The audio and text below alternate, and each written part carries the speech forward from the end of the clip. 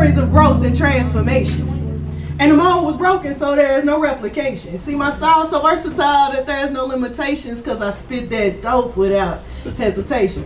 But then I spark that shit and blow smoke to your occipital. Because I intoxicate your mind and I hijack your visuals. See, the kid is one of a kind, in fact, is unequivocal. My name is Sam Coop, and you can call me the original. That's it. It sure feel good to be here, y'all. I'm just not right on here. See, when I was trying to decide what I was going to do tonight, like always, I started thinking about life. And I kind of thought about, I don't know, how I want mine to be viewed. And for me, I think I wanted to be viewed kind of like, I don't know, maybe like the Louvre. A place where I can serve as a co-curator. You know, right hand to the creator. Serving those around me with beautifully blended melodies of art and history. Free-flowing galleries where my life lessons are the centerpiece. Each hall will be perfectly lit. At every exhibit, you hear the original spit. And on tonight's tour, we're going to start with this. And then you hear a click. And at first, I was a little leery of laying my soul on these pages because of how easily they may ignite. And the last thing I wanted to see was my dreams up in flames at 451 degrees Fahrenheit. Phrases up in smoke, words dying with each ember, letters fluttering in the ashes like butterflies in September. I guess I was afraid that if my life became locked within these lines, I'd be reduced to a mere memory. You know, chapter after chapter soaked in these tears, reeking of kerosene. And the friction of my frustration sparked the most wondrous inferno, burning everything that I love, scorching everyone that I know. But with eyes engulfed in flames, I set fire to the gasoline coursing through my veins. That is, until I imploded into this beautiful heap of ash, and was only revived by placing pen to pad. Upstroke, downstroke. That's the wind's momentum catching blood flow. It rolls these ashes into a double helix.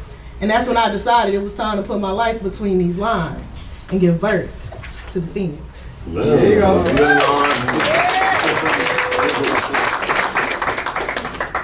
You know, writing a book, it ain't easy. Writing poetry, it ain't easy. Because bearing your soul is one of the hardest things for a strong person to do. I'm sure y'all can relate with being a strong person somewhere, somehow, with somebody. Probably everybody. But to do that, it takes some self-reflection. And when I looked at myself, I realized that every time I realized what I was feeling, it was too late.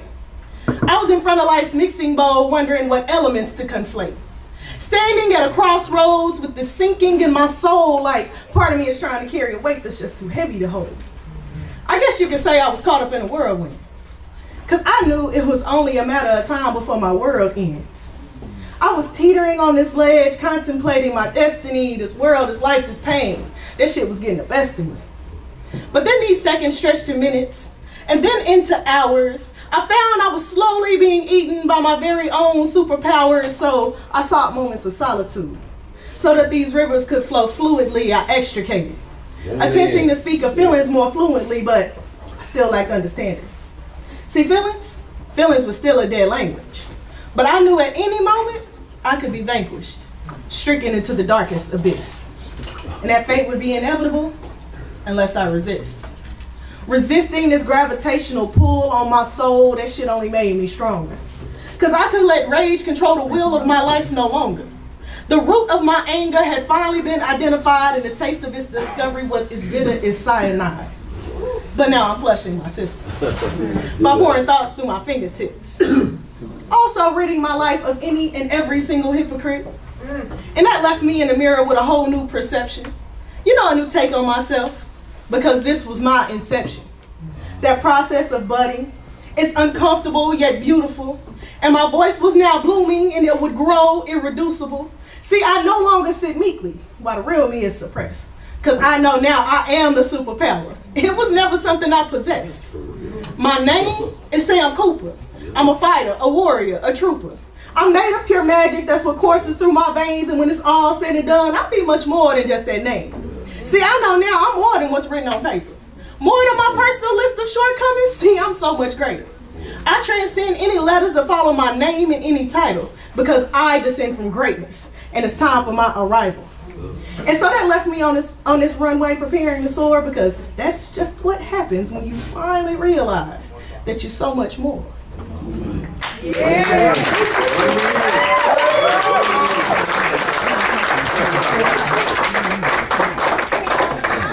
So, you know, when you bearing your soul and you reflect on self, you done decided what your internal problems are, you can't solve them without looking at what caused it, right? You don't look at where you came from. You're going to look at what you've been through. And when I took a deep look at me and my life, I realized that I was just strong enough to double dutch. You know, somewhere between feeling adored and overlooked. Between living free and double booked. Between appeasing you and pleasing me, and somehow I make that shit look easy, see? Because there's being an outliner while feeling like an outcast.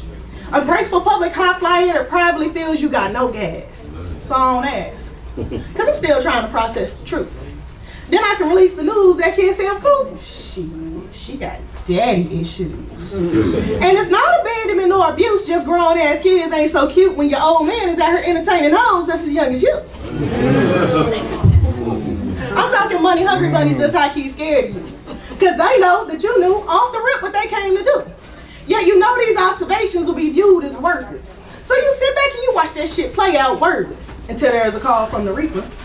Or he realizes he just can't keep it. Well, then he needs somebody to cry to him. Boom. Guess who? The grown ass kid is now doing the shit strong friends do. And I wonder why she's stone faced with an icy heart. Because she carried these sharp ass thoughts that tear her soul apart. And then she drips that shit into every work of art. Let's just say this kid got off to a very early start. See, I've been taking his feelings of inadequacy and embedding them into piece after piece. So I wrote and rewrote lines until them fine ass lines define me. And while I was busy becoming well defined and refined, that image gave me vision so I could finally see.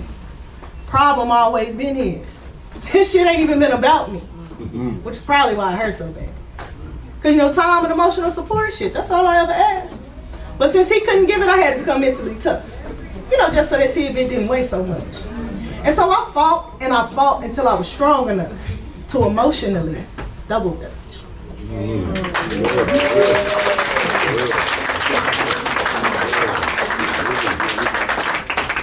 I buried my soul, right? I had to come up with a title. It's the hardest part, right?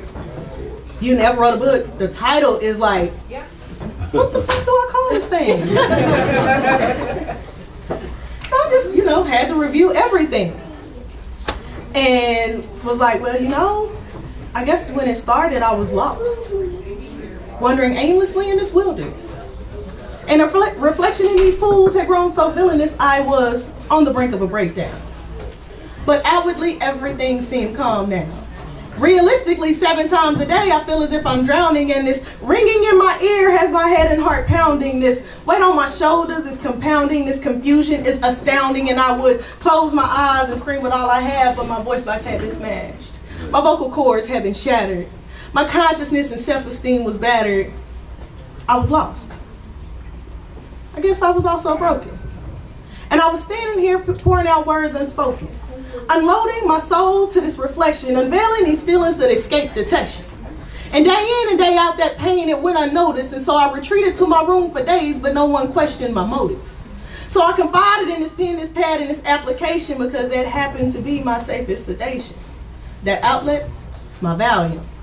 Took a minute to settle in, but once it kicked in, I could let y'all in. See, I was lost. Navigating this life ever so blindly. Being sifted through these grates ever so finely. But then there came this revelation. And see, it quickly began to shift my narration. It said, you're too caught up in everyone else's needs. And in the midst of the commotion, I forgot about me. I forgot who I am, so obsessed with what someone thought I was, and too damn preoccupied with someone else's lack of self-love when all the while mine was neglected. And I was wondering what this woman really expected. Like, how was I supposed to get out of this hole that had been dug so deeply I'd already been engulfed completely? I was lost. Until one day, this chick in the mirror, she began to make murky thoughts clear. And at first the point was a little hazy, and when these cries turned to conversation, I felt a little crazy, but she guided me to something familiar. And eventually, I began to recognize myself in the mirror. And so I embarked on a journey with my foot on the gas, and that shit just wouldn't have been possible without the whispers from beyond the glass. And there's your title.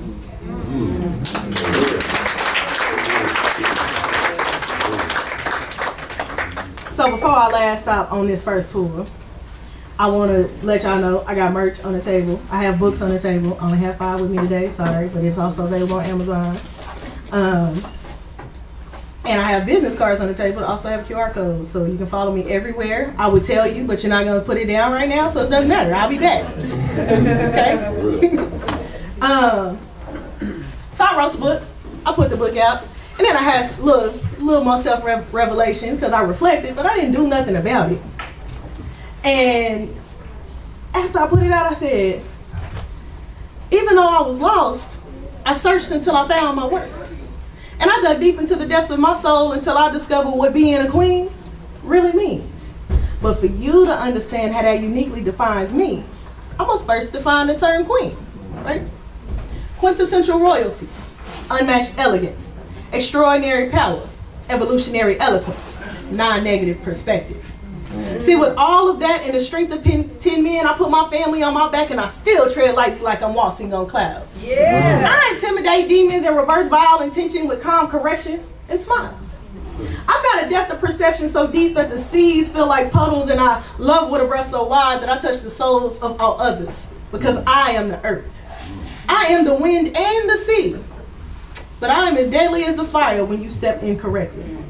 So when you think of black excellence, please don't forget to mention me, because I walk in the true definition of a queen. Thank you. Guys, we're gonna look semi-interactive. Everybody close your eyes.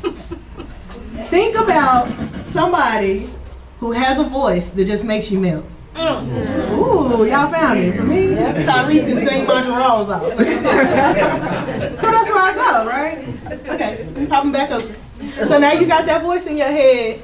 Imagine a conversation with them where you let them know that you're infatuated with the sound, the way it drips from your lips, flows through my auditory canal, caresses my eardrums, and gives my inner ear the business. See, it ravages my senses. I close my eyes and clench my thighs, but just as you reach your peak, you cease to speak. And I seek for repeat because you sound so unique, it pleases me. See, it seduces my synapses and my mind collapses. It lures me into a new dimension, arousing my intellect while releasing tension. All while fucking my cerebellum and rendering my mind blown. And the vibration of your vocal cords as you push air across them releases the most hypnotic waves. My pupils dilate, my insides shake, and I slip into a daze because I lust for your auditory expressions. Your voice penetrates my most perverted thoughts, permeating throughout my dreams and conquering my fantasies. It's damn near erotic the way you twist me mentally, leaving my acoustic nerve climaxing repeatedly, but continuing to sound so smooth. Managing to draw me in as a moth to the flame, this voice without name may just remain, but only as long as you continue to narrate my hallucinations. See, you've captured me with your articulation, this admiration. It's my drug of choice, because I'm infatuated with your voice.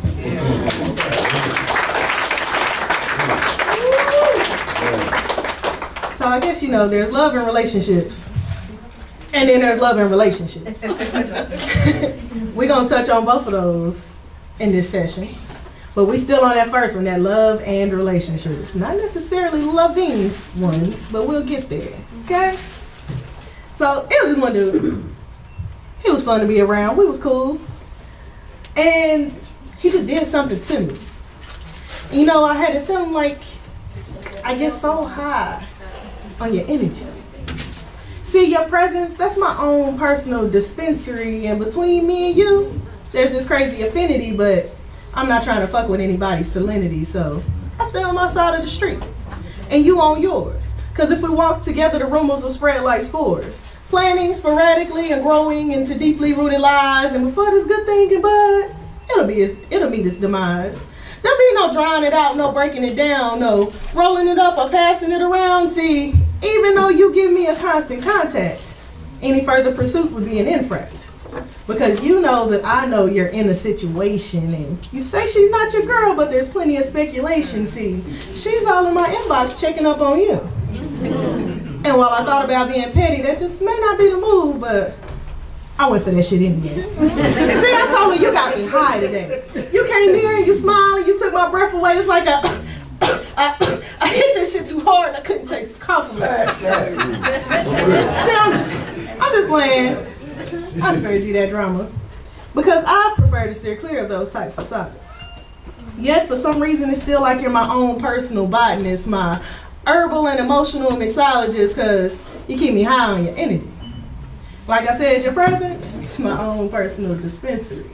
And you just keep taking me higher, opening these various portals of desire that continuously takes me to a whole new high.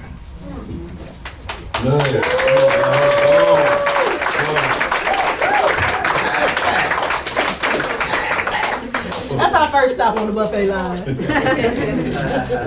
Our next stop on the buffet line is more people-wide. And y'all gonna hear me sing twice tonight. I can't sing my way out of brown paper bag with a hole in it. Y'all gonna hear it, okay? Don't judge me. I'm not a singer. I'm a poet. Sometimes. Other times I just get up here and talk. Freedom, freedom. Don't make that face. I can't move. Golden, go ahead. Freedom, cut me loose. I'm a prisoner, detained in this war on morality, held captive by the overseer of my mortality, locked in this dungeon that was designed especially for me. I don't know how, but he found a way to entrap me. And then he tied about 12 tons to these chains, and each must be labeled with one of life's pains. I can't see them, but I feel them. I mean, why else would I be here? Being tortured by my fears, persistently waterboarded with my own uncried tears, being haunted in the darkness. While maintaining visions of freedom incarnate, see, I have hope. I have hope that she'll come for me, and she'll shine her light and cut me free. But she dances silently if she's near. Because in this solitude, I am all that I hear. My heart racing, my heavy breathing, I only hear me and my blackness. Freedom, freedom, where are you? 'Cause I need freedom too. I'm sleep deprived. I am also peace deprived. See, I thought centuries had passed since she'd arrived, but I guess I must have missed her. Or what if they're caught and kissed her? See, if freedom is dead, how will I ever escape these chains? If freedom is dead, these screams are in vain. If freedom is dead, I'll slowly go insane. Crazy. That's right, I'm going crazy. Because I'm locked in this room alone, waiting for freedom's late ass to carry me home. But I can wait no longer. Nor will I let my morality be conquered. See, in this rebellion, I must grow stronger. So I'll break chains all by myself. Won't let my freedom rot in hell. Feels that in my soul. I must break free. I will be free. Oh wait, I get it. I see now that freedom is me.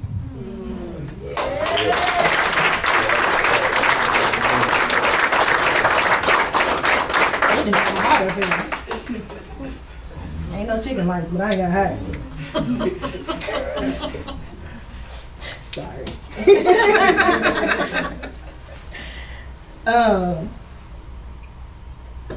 Check this. I've got these things. And these things, they're actually wings. And these wings have been so tightly bound by these strings that it's taken me forever to free these wings. But once they were free, I learned that they were S-T-R-O-N-G. Now see, for generations, there's been such mystery around how I can endure such misery, but it's finally all starting to make sense to me. See, these wings, they shine so vividly that they're invisible to the naked gaze. See, my wings have been cloaked in B-L-A-C-K. And these wings, these things. They've been beautifully crafted by the hearts of queens and powered by the radiant sun's beams. So let me break down what this really means. These wings, they're not extensions of my skin.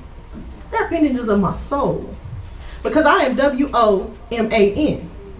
And see, they were designed for much more than flight. They wipe tears at night. They fill foreheads and rock babies to sleep. They've even picked up strong men who have fallen weak. These wings, they've birthed nations. They've raised and buried generations. They've carried the weight of the world, and they've nurtured every little boy and every little girl. They proliferate just so I can be in two places at one time so that I can take care of others while I'm busy squeezing dollars from dimes. So I guess it's time I tell you the secret behind these wings. They were forged from gold and reinforced with titanium beams. With downs of diamonds and coverts of pearls, these wings are the most beautiful treasures in the world. But evil comes to break each one down individually. You know, picking out them gem from gem and beating on them brutally, but to no avail. Because the strength in these wings will always prevail. Gifted from queens and kings, these brilliant, solar-powered, diamond-encrusted wings, they're a source of light, and they're a source of life. Forever immortalized and mandated by the world's insanity, these wings, they belong to the keepers of humanity.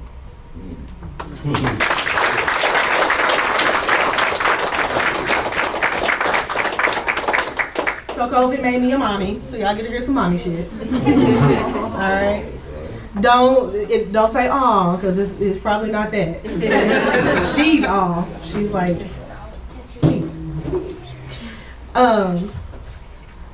But being pregnant in grad school during the pandemic is probably, a lot to take. It's a lot to take in your head, right? And so I found that my mind was in the midst of a metamorphosis. It was manifesting dark thoughts. Pain was seeping through each of my orifices. These synapses were in knots. I guess I was mimicking medicated meditation because I had never been this type of sober. And I couldn't reach a safe level of sedation. I just wanted the nightmare to be over. I was tossing. I was turning. I was caught in deep sleep. Having dreams about nothing. I guess my imagination was failing me. Maybe because when I closed my eyes, my blood boiled and my thoughts began to blister. See, I had become so tightly coiled, those screams were amplified and sorrow was a transistor. But I awoke in the midst of that inferno, unfazed by the flames. I rose from that darkness knowing that I could never be the same. See, I was now impregnated with change. And these chaotic chimeric concepts, that shit was flooding my brain. And these visions were growing far too strange. But I guess even strong minds break in the midst of a metamorphosis. And no matter my level of resourcefulness, I was struggling to piece together the pieces. As I prayed that the creativity never ceases, so that I could continue to provide an anecdote that art is the antidote that counted me from dropping a note in the envelope and becoming a ghost. And that healing was my paradigm shift. And it quickly reminded me that this life is a gift. And bringing it across the rift, that was one of life's greatest accomplishments. And the love that it brought with it is limitless, but not without consequence. See, she is the impetus that forced me into the sun's rays. And for that, she has spent each of her earthly days mending mama sutures. As I fought for her future, she came and she swept my pain away. And she carried me through a metamorphic birth.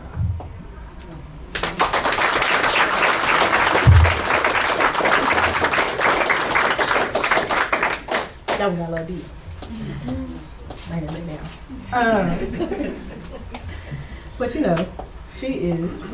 Girl, wait till she's 14. That way. Girl, she is my angel right now. She's smarter than me. She knows everything more than we do. No, so the wisdom on this one. Daddy got it. Her daughter must be. This is the most great, 14 the most craziest people say. I mean, the little bit that they're strong. Like my daughter's got me right now. That's all I have to say. You can't even imagine it. 14 years out. You just wait and see. I couldn't imagine today. So I know I couldn't imagine that. Yeah. I ain't gonna get into that. But she's a little slice of heaven. Ooh-wee. My baby's got a smile like the sunrise. She brings sunshine to my day. See, I brought forth light in my darkest hour. I faced life events from which I've always cowered, and I dug deep to harness my feminine power so that I could fight the wilting of an unbloomed flower. But then I shook the risk of deep infection, as I felt the pain of them sewing up my C-section. All so I could bring forth sweet, pure perfection, and her face completely made me forget my dejection. That is, until I learned of my non-functioning kidneys. Can you imagine the shock and terror that shit sent me? With strength on my face, but my mind in a frenzy, I was quickly reminded of the fear that was deep within me. See, for once, I couldn't put matter over my mind. And my mental and physical had become misaligned, all while my nightmares and reality were becoming intertwined, and I was hoping the only thing that would be passing was time. That is. But yet, I returned to the circus. A reimagined ringmaster. Unable to thrive because my thoughts and emotions were scattered. I struggled to adjust because my ability to cope never mattered, yet I was still working the big top like the shit was never shattered. But then there she is. Her and our beautiful connection. Her love, it successfully helped me hide my depression. And I guess her affection helped as my deflection to show the world that I ain't got all the protection.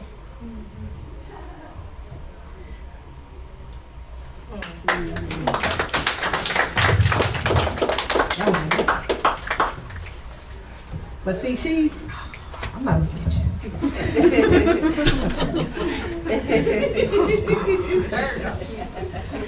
I ain't try to do that. So maybe we kill her off there. Damn! Her affection helped me to successfully hide my dejection. And I've got this ever-growing list of things I deplore.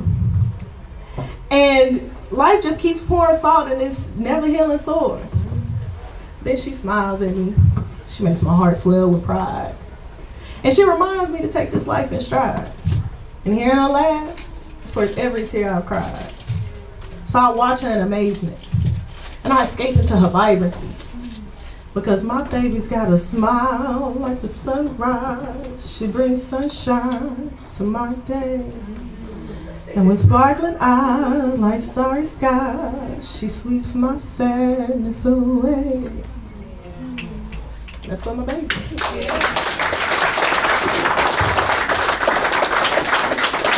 I ain't gonna leave y'all sad and crying though. I ain't gonna leave y'all all in your emotions like I just did. I'm gonna lift you back up, because you can go through all that in the midst of the pandemic. You find out that I am a queen. And I exist in this state that is so serene while I breathe as a mortal. Steady yet labored, and I walk as a goddess. Smooth, weightless, and favored, but in all reality, I am a titan. See, my skin absorbs the light and that shit shines like diamonds. This skin is molecularly magnificent, and this melanin works magic even when the concentration is quite different. See, it fuels my body by capturing the sun's rays and exudes excellence in numerous ways. See, without this melanin, you'd have no keratin. That piques your interest and keeps them coming like heroin. See, keratin is what builds your crown, which demands their attention whether it's twisted up or it's flowing down. It accents your digits and emphasizes your rings. It covers your head, your toes, and everything in between. And see, that's what makes me phenomenal. Because I can carry the world without disrupting a single follicle. And I reek of femininity and uniqueness in the way I carry these curves. That shit is pure genius. And I personify grace when I'm so tightly bound, and there's limitless versatility rooted in this crown. But what makes me a titan is that my presence is impactful and my light just might be blinded.